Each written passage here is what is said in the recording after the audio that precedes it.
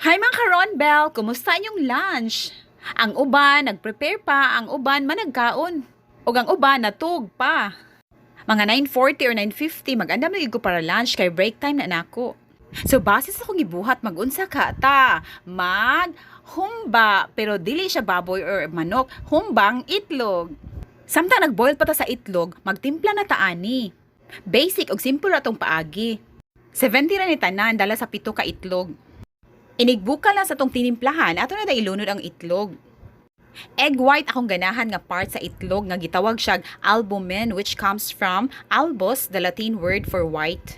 According to healthfind.com, nga review ni Emma Shi Fernando, MS or RDN, eggs are one of the few foods that should be classified as superfoods.